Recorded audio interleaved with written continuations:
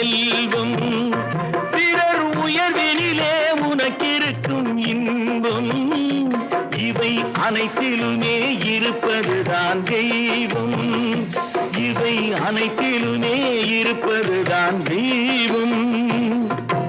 இதோ எந்த தெய்வம் செழிக்க வேணும்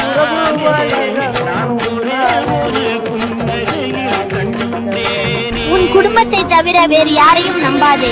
நீ யாரெல்லாம் நல்லவர்கள் என்று நினைக்கிறாயோ, ஏதோ ஒரு சமயத்தில் அவர்கள் யார் என்று உனக்கு நான் உணர்த்தி காட்டுகிறேன்.